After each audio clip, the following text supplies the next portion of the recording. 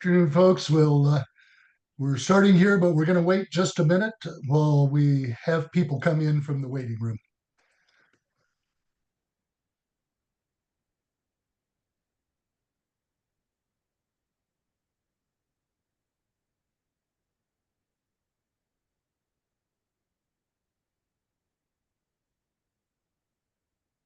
Right. I think we're getting folks in here. Maybe we'll have a few more join us as we go along. But first of all, thank you for joining us this afternoon. I'm Dave Carter. I'm a regional director with the Flower Hill Institute. We're a New Mexico-based nonprofit, and we have a cooperative agreement with USDA's Agricultural Marketing Service to coordinate the network of organizations that USDA pulled together to provide no-cost technical assistance for smaller meat and poultry processors across the country. And we've been working for the last couple of years with several projects along the East Coast that are involved in trying to address the invasive blue catfish problem. That's why we were very pleased when Secretary Rollins announced the new meat and poultry processing expansion program grant opportunity for invasive catfish. Now, just a disclaimer, this is not a official USDA website, a webinar.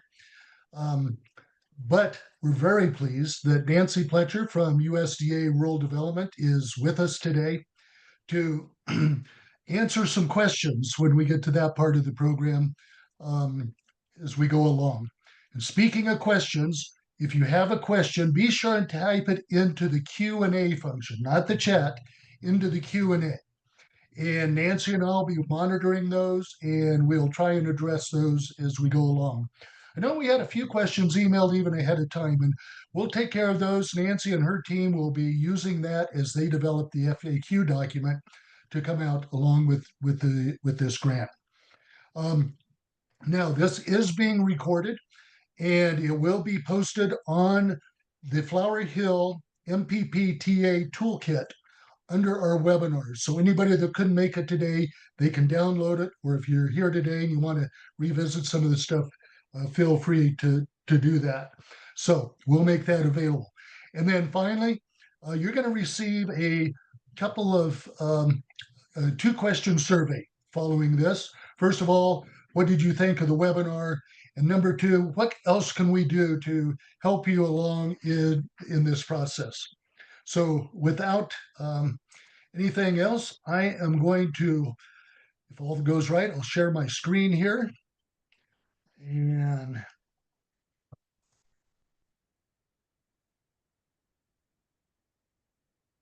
there we go. So, assuming everybody can see that, if you can't, just be sure and type it in. So again, this is on just the MPEP-3 program here, the Meat and Poultry Processing Expansion Program. So as background, there is $6 million in funding available. It's strictly to help eligible processors expand their capacity to process and market invasive wild-caught catfish under USDA inspection. And this window ends October 6th. So the clock is ticking. That'll creep up on you faster than you know. Now, why only invasive catfish? I want to give you a little bit of background on this. Catfish are the only aquatic species that are designated as an amenable species, which brings them subject to mandatory USDA inspection under USDA's Food Safety and Inspection Service. That's very helpful from our standpoint to be able to address this issue, because blue catfish were introduced into the Midwest watersheds, from the Midwest into the watersheds in the East Coast in the 1970s, primarily for sport fishing, for recreational fishing. Only two little problems. Number one, they're a predator fish, and number two is they're very adaptive. And so they have spread, and they're really causing some ecological damage, particularly in the Chesapeake Bay area. They're aquatic vacuum cleaners, and they're vacuuming up a lot of good stuff like the blue crab that I really enjoy. So this grant is really designed to provide a market-based approach to strengthen the capacity of existing processors to reduce this population of invasive species. So again, the application deadline is 11:59 p.m. Eastern Time on October 6th. Doesn't make up for any other time zones. There was a previous grant where my fellow regional director got a call right after midnight in Missouri from someone wondering if he knew somebody in California that could still get a grant in. Nope, doesn't work that way. 11:59 p.m. Eastern Time on October 7th. That's a hard and fast deadline. Anything comes in after that, not eligible. So the first thing you need to do, if you have not done this already, is you need to get in and make sure that you have a system for award management or a SAM.gov registration, because that is required to submit the grant. Now, don't be fooled, because we've had folks in the past that have gone in and you go through that first step with your SAM.gov registration and you get notice that, yep, it went through, and you think you're good. You're not. It's really a two-step process. And so it can take up to 2 weeks to go through there, get into the SAM system, and it isn't until you get your unique entity identifier and a cage code that you're ready to go. Now, a couple years ago, we put together a webinar with a specialist who works just to help people get SAM's registration and ready for grants.gov. So you can access that webinar if you want some more information just by using that QR code at the bottom of my screen. So an overview of the program is the maximum award is $1 million or 50% of your total project cost, whichever is less. So if you're doing a $3 million project, you're going to get potentially $1 million of the funds. You've got to come up with the other $2 million from the cost share requirements. The minimum award is $250,000, and the cost sharing requirement is 50%. And read this. This is in section 3.1 of the NOFO. No in kind is required. You can't say, okay, the blue catfish that I'm processing is worth so much, so that's in kind. That's not going to be allowed. There are some other things that typically can be allowed in terms of workforce and the like, but it's very important to read that part of the NOFO. The period of performance is up to 24 months after the grant is awarded. So your project has to be completed by 2 years from receiving the grant. Now, this is really focused on projects that are technically feasible, financially viable, have other sources of funding, and most importantly, expand the processing capacity for this invasive blue catfish. So who can apply? It's very open. For-profit, nonprofit, tribes, producer cooperatives, state governments, as long as you are in the United States. Now, the other requirements for this one is that you must currently process seafood or wild caught catfish for commercial markets and have been in business for more than 1 year. You have you either under USDA inspection or you have a plan to get a grant of inspection from USDA to process invasive wild-caught catfish.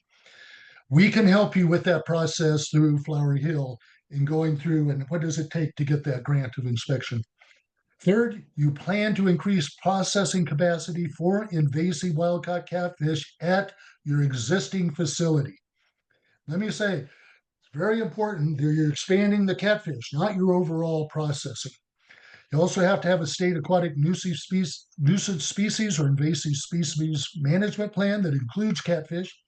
You have to be independently owned and operated and be domestically owned and have your facilities here in the United States. Now, ineligible, if you're not currently processing or don't plan to do catfish, nope. If If you don't have your state aquatic nuisance species, I can't say that, or invasive species management plan, that includes underlying catfish. You're not eligible if you propose to engage in further processing that does not expand the primary processing capacity of wild catfish at the applicant's facility. Take a look at that one. If you're a further processor, you can't just apply if you're doing something off site from the primary processor. It has to be done at the applicant's facility. You're not eligible if you submit multiple applications from separate entities with identical or greater than 75% common ownership. And if you use in a facility that's exclusively for non-commercial use. Now, again, further processing. This grant does allow further processing, and that's really important because there's some really good potential markets for things like smoked blue catfish. But you have to demonstrate that you're sourcing from a primary processor and you're processing at their facility. And you need to show how this project increases the overall demand for the invasive wild-caught catfish. And I apologize for this eye chart on this one. I hate slides that have got all of this, but you have to have a business plan that includes your goals, objectives, market analysis, and rationale. And you must be able to provide this whole list of documents. And I'm not going to read that word for word, but it's your balance sheet, income statement, particularly. If you've been in business between 1 and 3 years, then go back and include your balance sheet, income statements, any related document. You need to have your current balance sheet and income statement that was prepared within 90 days of application. So not the one you did in January, it's got to be one within 90 days. 2 years pro forma and projected financial analysis that have balance sheet, income statement, cash flow, etc. And then you must also provide resume for the key personnel at the facility and on the management team. And this is really important when it gets to the scoring criteria. So how can the funds be used? Well, for processing manufacturing equipment, devices, technology to automate processing and improve worker conditions, efficiency, and safety, equipment that improves your food safety, equipment that reduces emission, increases your water efficiency, air quality, etc., and composting equipment. Now, this one, it's very specific on composting equipment. I wrinkle my nose at it because we're working on a number of processors that are doing things with biodigestion and other ways of using their offal. I think if you have something that is not composting, you need to check and see if it's going to be eligible. It can be used for packaging and labeling equipment, internal or minimal external improvements, upgrades, renovations, retrofits to an existing facility needed to install the equipment. Can be used to ensure compliance with OSHA and other applicable laws, and to pay staff operating costs, including training, specifically tied to implementing the proposed project. So your office receptionist that handles everything, not going to be part of it. But if you have somebody that's specifically focused on this project, then they can be written into the grant. Now, there's some of the previous grants, there's been discussion are modular processing units, equipment, or that. This is really under review and determination. So we won't get into that today, but that's an issue that we'll address, that USDA Rural Development will address going forward. Now, ineligible activities. You can't use it to buy or lease land or purchase a building. You can't use it for new facility construction or expansion of existing facilities that would increase the footprint. You can't use it for personal or other vehicles. You can't use it to support further processing activities that don't include primary processing. You can't use it for routine maintenance or repair facilities or activities that only support existing processing. If you have a filleting machine that's getting worn out and you need to replace it and it's just part of your normal operation, Don't write it into the grant if you can't justify that it is going to help you increase your capacity for invasive wild-caught catfish. You can't use it for paid technical assistance. Let me just stop right there and say that you have access to no-cost technical assistance through USDA's Meat and Poultry Processing Technical Assistance Program. You can't use it for project planning, feasibility studies, R&D. You can't use it for any activities that'll be reimbursed under any other grant. No double dipping. You can't use it for any cost prior to the grant execution. Now, there is a little bit of an asterisk there that sometimes you can get reimbursed for eligible expenses 90 days prior to the award. So you kind of know you're going to get the award. You maybe get something to be approved, but you have to get formal written approval from USDA Rural Development. You can't use it for any indirect project costs or for any other costs that are going to be reimbursed by a third party. You can't use it to support or oppose unionizing. You can't use it for anything longer than 24 months or to pay for requests for any grant request for more than $1 million. Your project can be more than 2 million, $1 million grant and 50%, but you're only going to get $1 million in the grant. Now, we're going to talk about the scoring criteria, and this is really critical. I always tell people when they contact me about a grant that there are really 4 things you need to look at. Number 1, what does it cover and what do I have to provide? Number 2, am I eligible? Number 3 is, do I have the capacity to do this? Number 4 is, how are they going to score this? How are they going to determine the recipients? And USDA is very explicit, very clear on how this is going to be scored. So you can get up to 10 points on the alignment and intent. Identify the challenges. How does this address the challenges? What are the steps that you are specifically going to take to increase your capacity? And the number of fishers or watermen that are going to benefit. They really like to see that this project is going to benefit more than just one processor, that it's actually going to benefit the fishers and the watermen out there. Your market impact, procuring invasive catfish and providing new opportunities for the fishers, increasing your market sales and channels.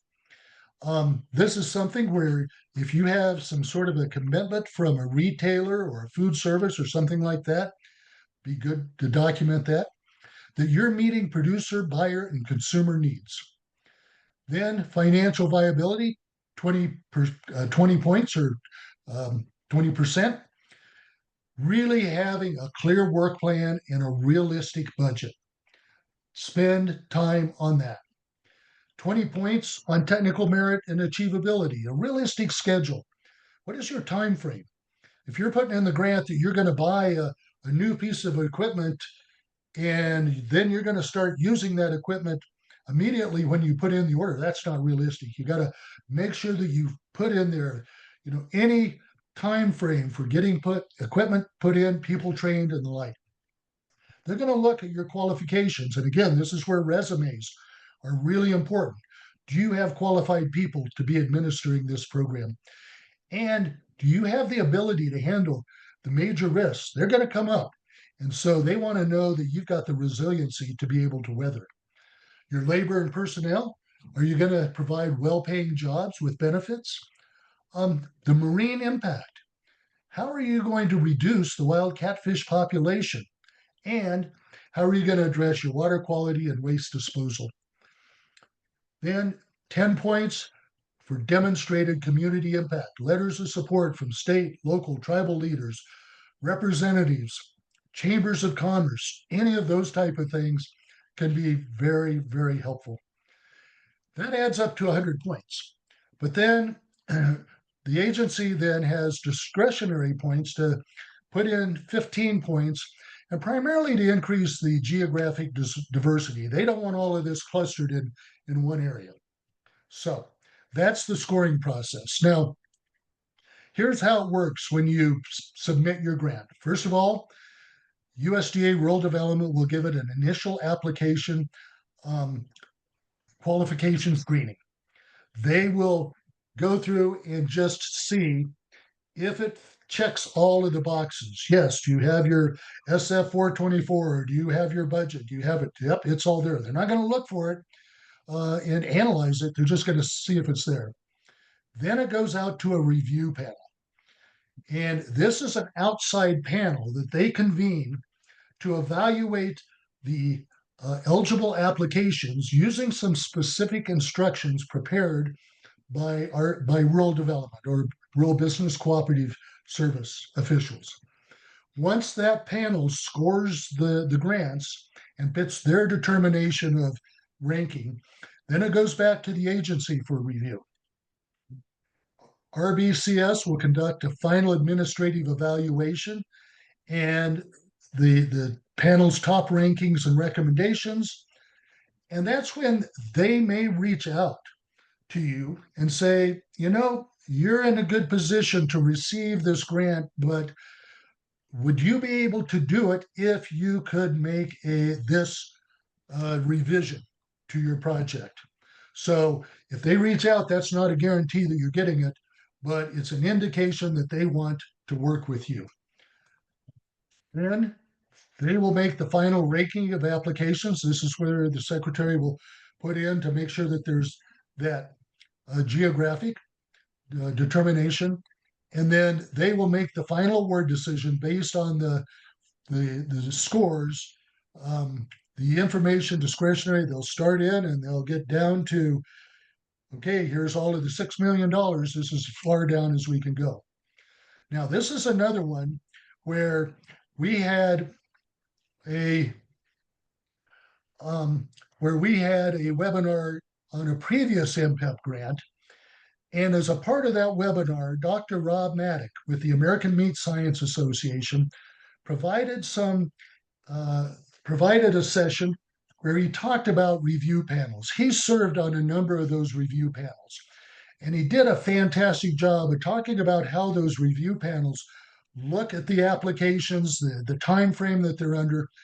And if you get a chance, that QR code will take you to that webinar. Ignore the first 23 minutes and 30 seconds because that's all on another grant that's long since gone. But it'll take you right to that section where Dr. Maddock really goes through that.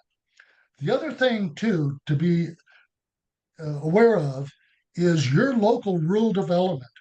Your state rural development office or local rural development will give a cursory review of your application and give you some feedback before you submit it. Flower Hill Institute, we are also available. We will read through your grant application and give you some feedback as to where we think you might be able to strengthen your narrative or provide more details. So don't hesitate to use those resources. So that's an overview of the grant and the process. QR code, you can use that. That links you to USDA Rural Development site that has the NOFO. It has all of the application checklist. It has all of the documents that you need to apply for a grant. If you have questions about the grant, you can just email USDA Rural Development at that address. And then grants.gov, if you're having difficulty with the grants.gov system, be sure and go to that. And then finally, that last QR code there, that will take you to the Flower Hill Institute website where you can submit a request for technical assistance, and we will reach out to you to provide that assistance. Now, just to give you an overview, this is a word from your sponsor. But Flower Hill, the type of technical assistance we can provide you is not only help with your grant application.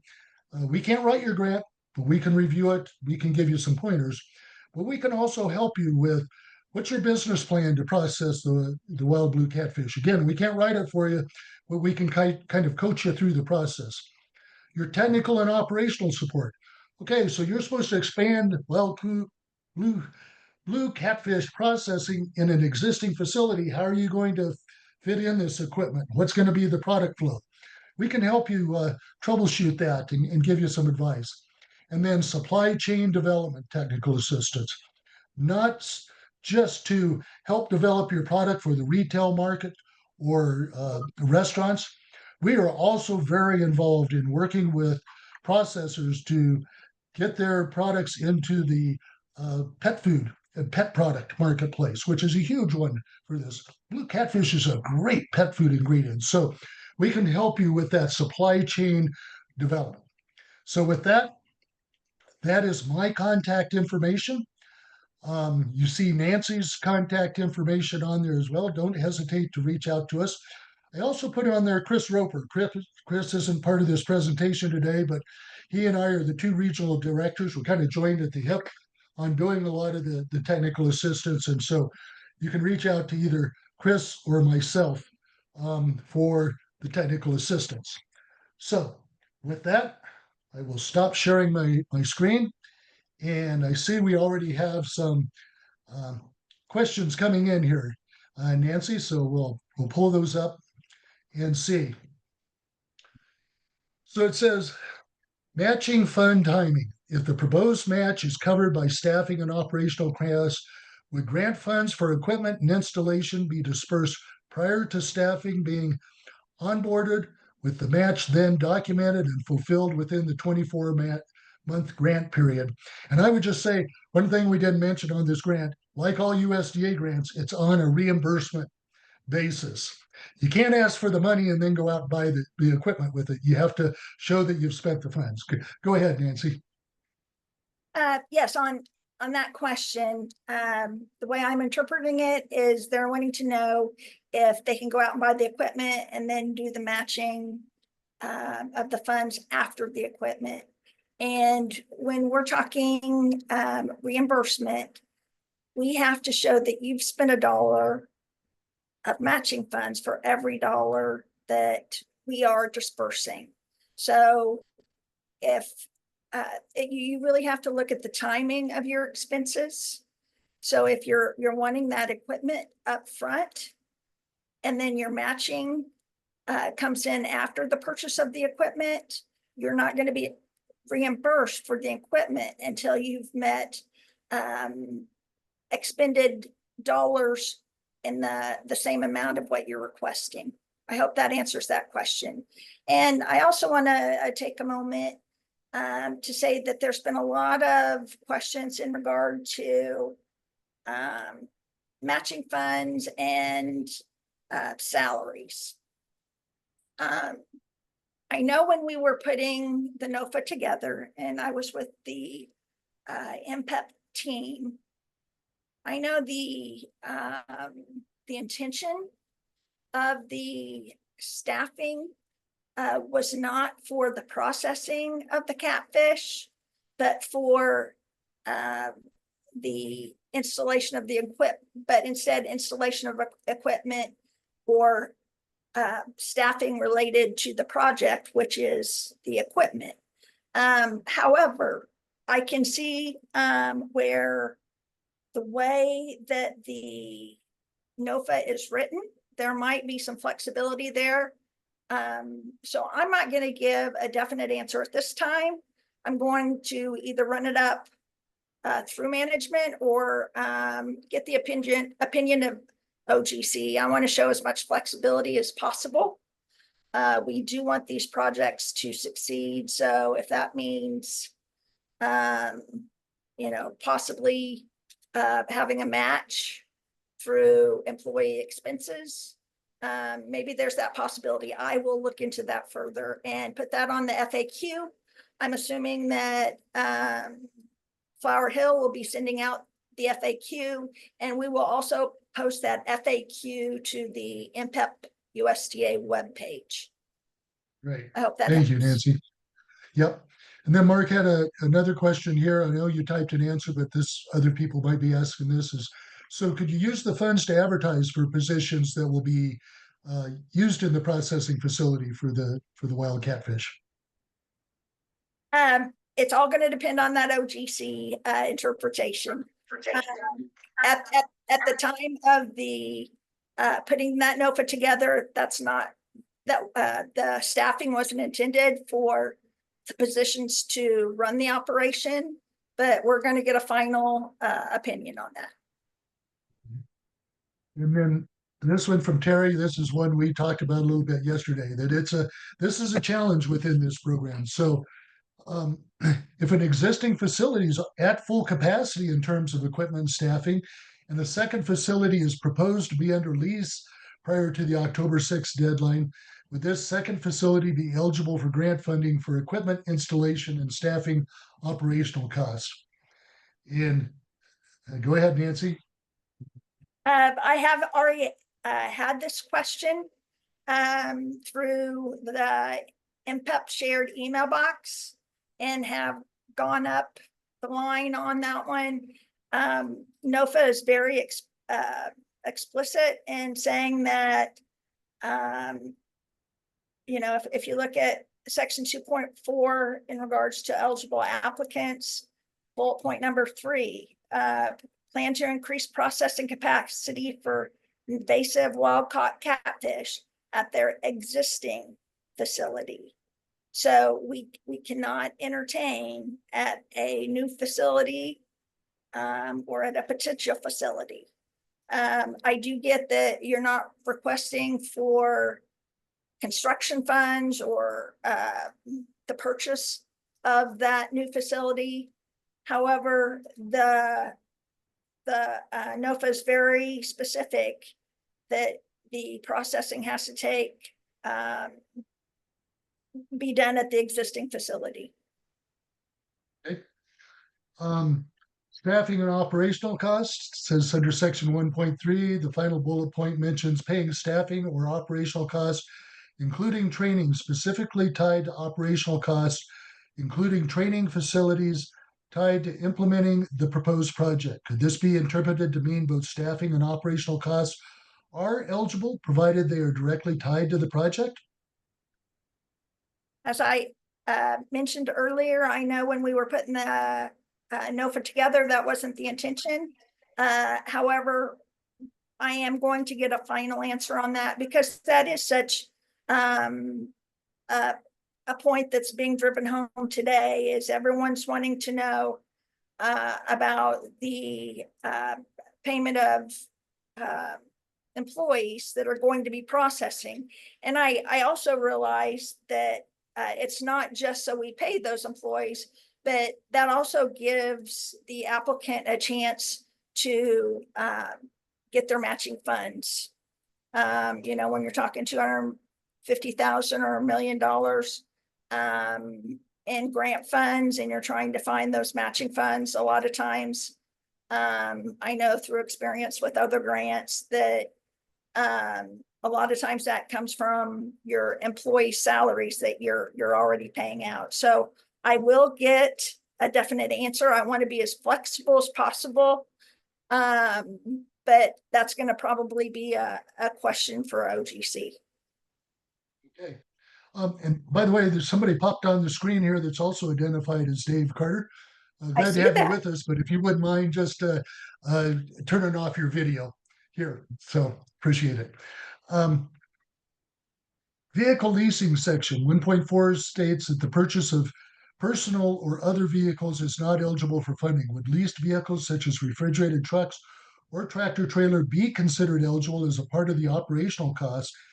If not, are there other grant programs you're aware of, possibly at the state or local level, that support commercial operations with transportation needs? And that one also is a no. It's very specific in the NOFA that vehicles are not allowed under this program, and that would include the lease. As far as rural development, I'm not aware of any grants that we have available for vehicles, especially for private for profit. If it's private for profit, if you're talking something that's a benefit to the community, we have community service loans and grants for in some cases, but as far as for MPEP or for an existing facility, an existing for-profit, nonprofit, I'm not aware of any grants that are available. Okay. And let me just say, this would probably be a real rare case for anyone that's on this webinar, but USDA's Farm Service Agency has their farm storage facility loan program. And it offers really good terms and low interest rates that can include coolers, freezers, and even some refrigeration trucks. The proviso is it has to be on your farm. Yeah, you have to do it on your farm. So if there's any way that you could look at that, that's it. I know several of the states have also put out some grants to try and address this flood. So again, no double dipping, but if there's a way that you could use some state funds or something like that to help you dovetail with what this MPEP will do, then it could be very helpful. So um, let's see, are we going through all of our questions here, Nancy? I would like to make a comment. In previous phases, there was more leeway with how funds could be spent. This MPEP phase is very specific in many ways. It's specific to invasive wild-caught catfish, and it's pretty specific toward equipment. So there's not a lot of wiggle room within this grant. I just wanted to let you know that up front, and we'll help out and try and be as flexible as possible, but we'll have to do it within the confinement of the NOFA guidance. Right. And yes, let me just say, I know when I'm looking through here, I see several folks that we have been working with for the last couple of years. Glad you could join us. I also see a number that we haven't been working with. So, don't hesitate to reach out and file a request for technical assistance at Flower Hill Institute. And we'll be, again, sending you an follow-up email that will have some information to do it. Chris and I are happy to do that. I've been in Maryland and Virginia, North Carolina a few times over the last 2 years working with folks. So we want to help as many people put together a good quality grant application as possible. So don't hesitate to reach out for those resources. Nancy, I really want to thank you for being available to be with us today. I want to thank USDA Rural Development for putting together. I know inquiring minds have been wanting to know about this potential grant for a long time. So we're glad to see it on the street. And we hope folks will get busy, get your SAMS registration, start in on your application early, because the earlier you can ask questions of us, the better we can get you answers. So with that, we're going to thank everybody for being with us today, and enjoy the rest of your day. Have a good one. Thank you.